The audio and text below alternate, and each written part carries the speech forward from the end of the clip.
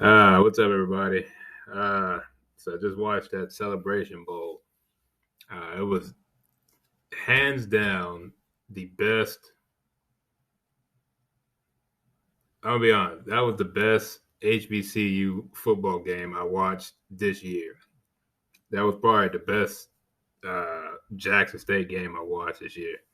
Them boys, North Carolina Central, they came to play, man. They were just, and I think the difference was it was the physicality. Wasn't to say that Jackson State wasn't physical, but North Carolina Central just they could do more on the ground. So it kind of put Jackson State that made them a little bit more honest on defense.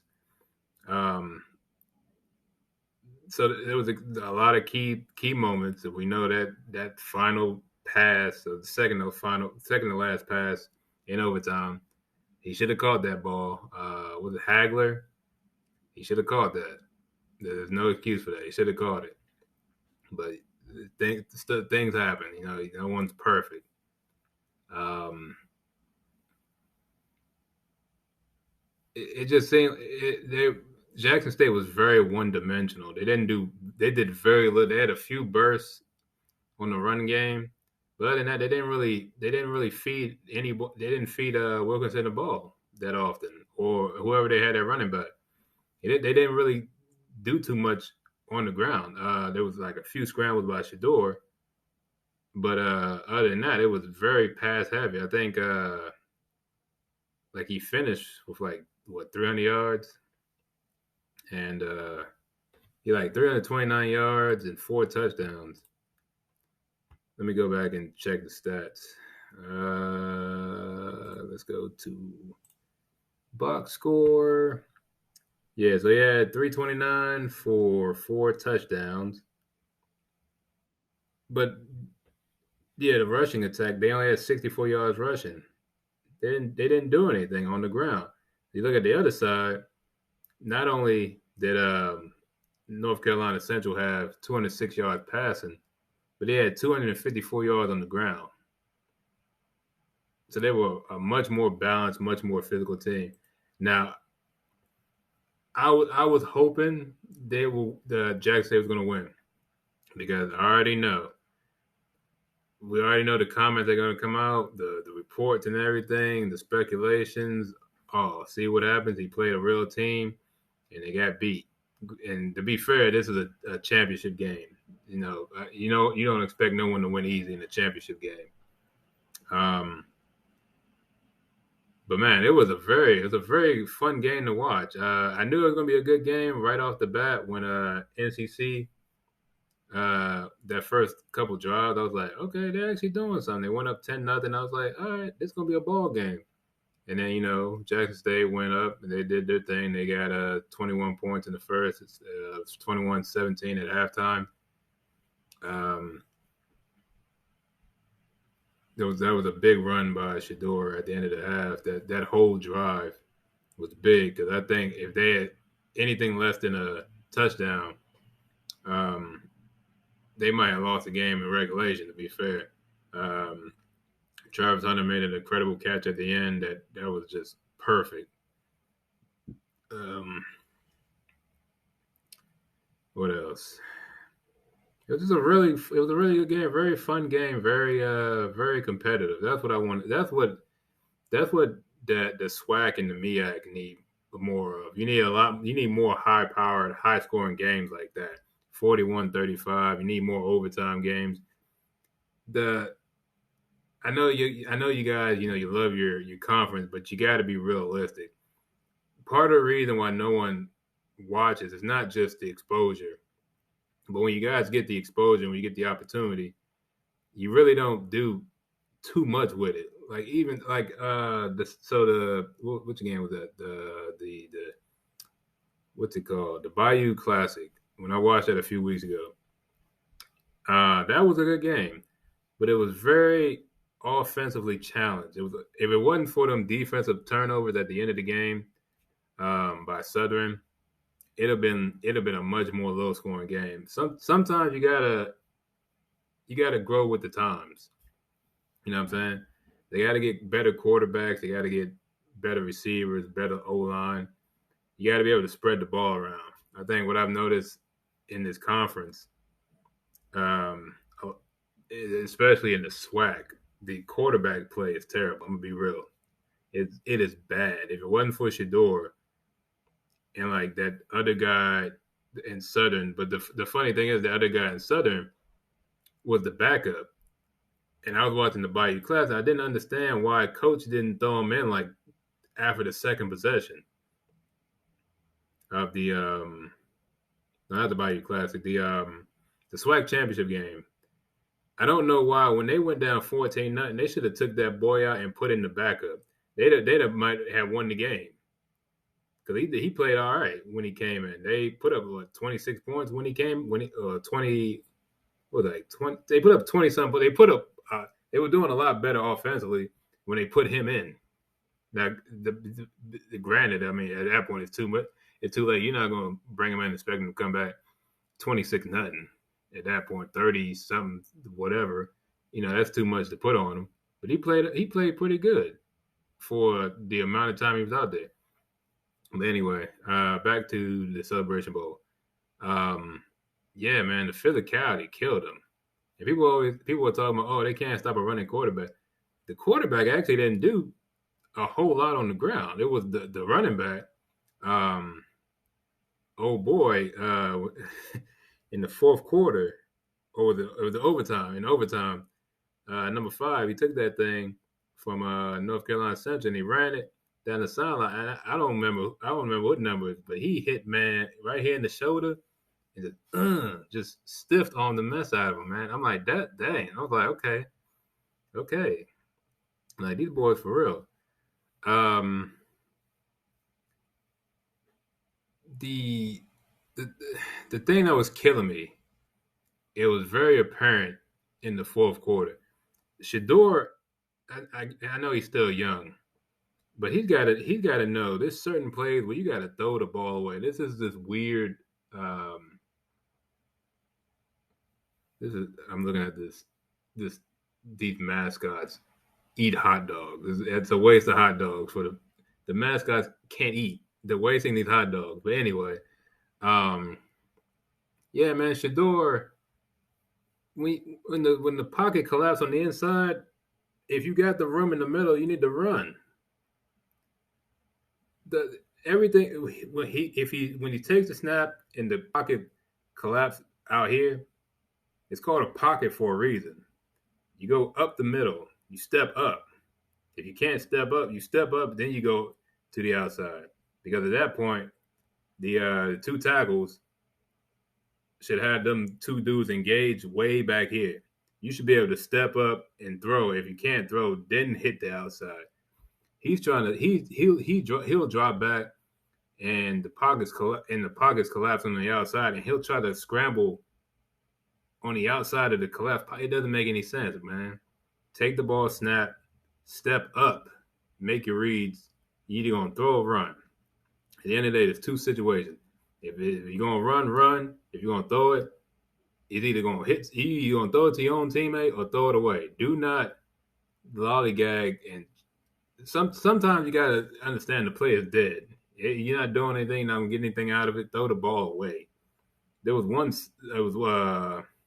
that sack on in the fourth before he threw that touchdown to was that the one to Travis when it ended up with like 3rd and 18.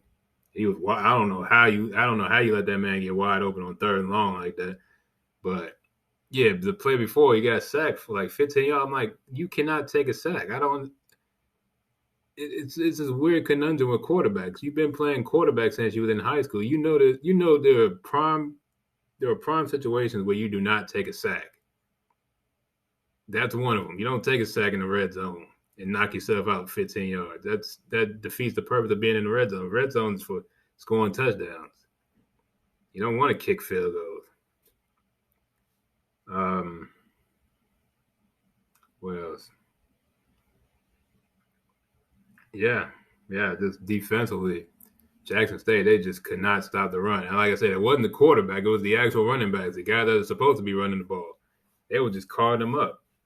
Um, North Carolina Central though, they did a lot. They did a lot to win. They had to pull out all the stops. They had to pull out a trick, fake punt. They did I don't know how they pulled this off twice in the same game. They pulled off two Philly specials. Basically, it's a basically it's a it was the quarterback will snap it. It's like a jet sweep. It's a jet sweep option. It's a jet sweep reverse wide receiver pass. That's the best way I can describe it. It's very long. Just watch the play. You'll understand what I'm talking about.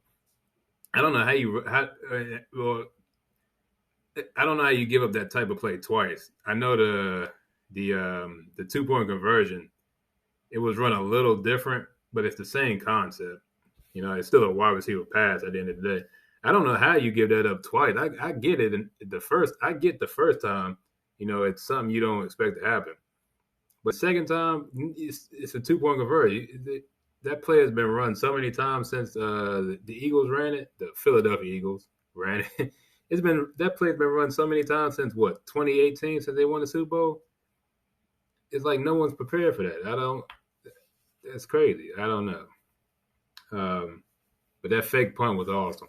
That man, he almost broke it himself. He needed like one more block and like 2 more miles per hour speed. He would have made it. He was getting gas out of it because to be fair, he don't do that much running during the game. He's supposed to sit down there, block, and then he does this little sprint down on the punt and stay in his lane, and then try to make a tackle.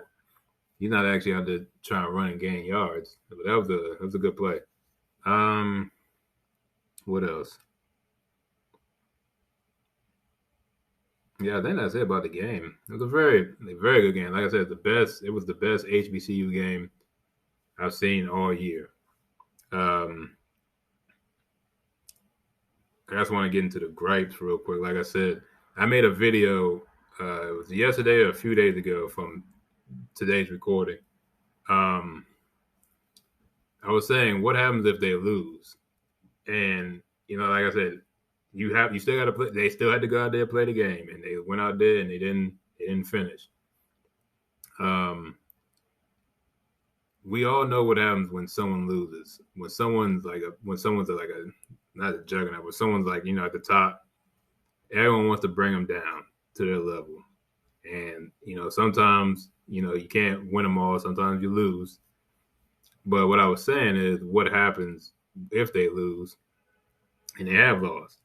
So it's very early. I mean, the internet is quick, but people, like I said, we're going to see in the coming days, coming weeks, in the comment section. Hey, you saw the Celebration Bowl. You see that he couldn't pull it out. He had more talent. He couldn't capitalize, and they're going to say he can't coach, he can't scheme, and all that stuff. His situational football is bad. He only won all them games because he's in a weak conference. He had the best talent in the weak conference. They're going to bring up all the excuses of why he left or why he lost, and they'll bring up the fact that, oh, look at that, that's why he's leaving to go to Colorado, because he couldn't handle it in Jackson. And I wouldn't say my prediction was I didn't actually predict him to win. I mean, predict him to lose. But the situation I brought up, it happened. They're gonna. There's really nothing they can say. Like I said, other than the pocket present thing with Shador. I mean, you can't say nothing about him. He played it. He was the offense today. Can't say nothing about Travis. He scored. I think he had 2 touchdowns, like 5 or 6 tackles. I think. He should have had an interception too. He dropped one. Yeah, man. I don't know. It's gonna be an interesting week. Because like I said, when you lose and then you leave, it gives it puts more fuel to the flame. You know what I mean? Second, so this is the last thing I'm gonna say about this. I understand the significance of HBCU football. I get it, but to me, it irritates me when they keep calling it the Black College National Championship. I really don't like that because it's just the term is an outdated term. It's 2022. We don't need to be segregating the championship. You know what I mean? It's a to me it's just a it's a bowl. You know what I'm saying? Like you have the national like in FBS you have the national championship, and then you have like the specific bowl games um, have teams from specific conferences. Usually, like the Rose Bowl is usually the Pac-12 champion and the Big Ten, the Pac-12 champion, the Big Ten champion usually play in the Rose Bowl. But you don't see nobody calling that the. See, it wouldn't work there. Well, you couldn't call it the White National Championship. That's doesn't make it. That's stupid.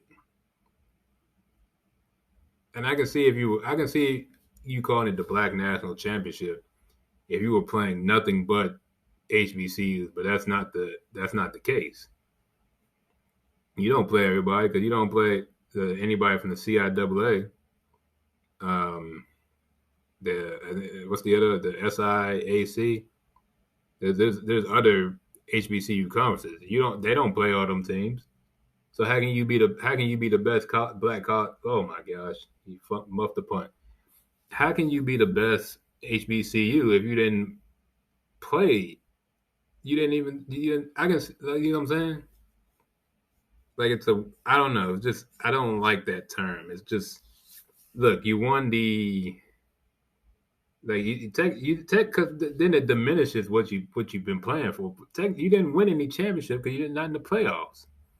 You're not playing for the national championship. Just like I said with the Rose Bowl, you win the game, you got the bragging rights, but you didn't. There's no championship. There's the bowl trophy, the rings you play for, but you're not playing for the actual championship. It's the same thing here. The Celebration Bowl is just another bowl. In my opinion, that's all it is. It's just another bowl. It's a bowl between the MEAC champion and the SWAC champion. And congratulations to NC Central. They played the real talk. They played the better game because I mean, it's like on defensively there was only so much they could do defensively. You know what I mean? They had to do their stuff offensively. Like I said, they had to run some trick plays. It is what it is. It ain't a cheap tactic. You have to play if it's within the rules and it's illegal. You run the play. Um, yeah, I think that's it. Yeah, overall, that was a very, very, very, very good game, man. Like I said, next year, hopefully, uh, these conferences step up and get better talent, so we can have so stuff can be more competitive. Um, what I want to see happen is going to take some time. Obviously, this stuff takes time. People want people want a lot of change in a little bit of time. That's not possible. But it's not usually possible to have a whole lot of change happen at one time and it all be what you want positively. You know what I'm saying? Sometimes a lot of change at once is usually more bad than good. That's just from personal experience. Um, you take it one season at a time, one recruiting class at a time. Everyone needs to. I think everyone in the SWAC because I think the MEAC they got the physicality down. I think they're fine with the offense, the defense, the lineman stuff. They got that down pat.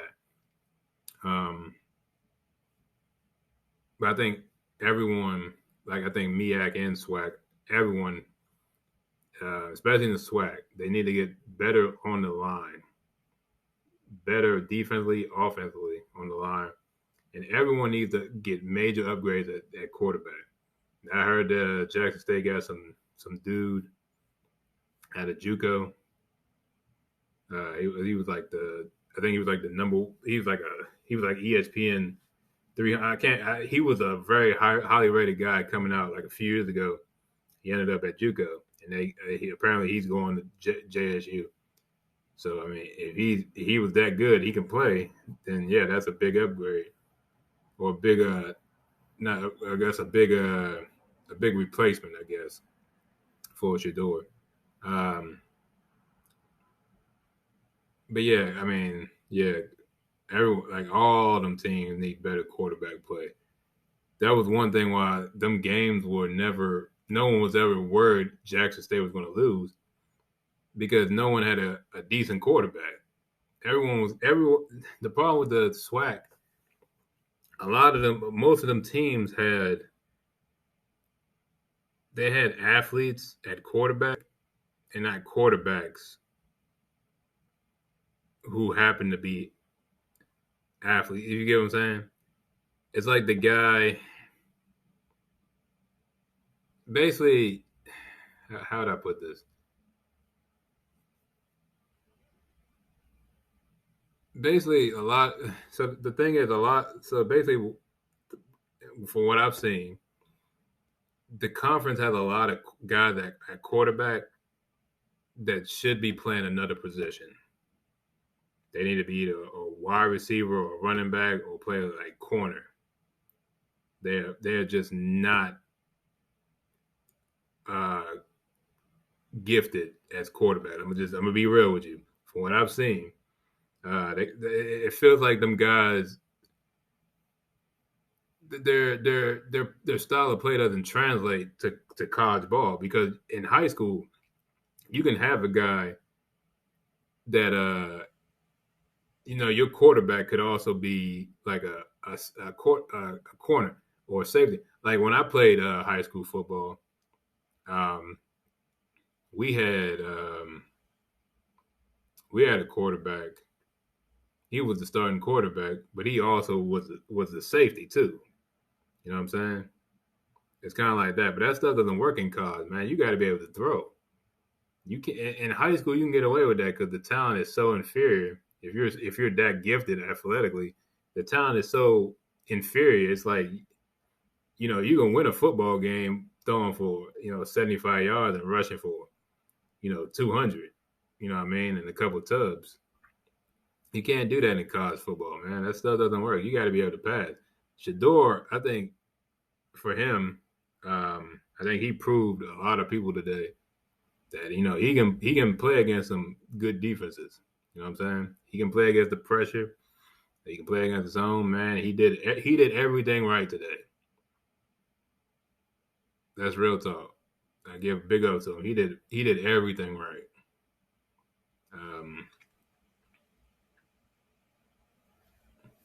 But yeah. All right, well, that's it. I'm sitting there rambling, man. I always think I'm gonna make these videos quick. I end up making them for 23 and a half minutes. Eesh.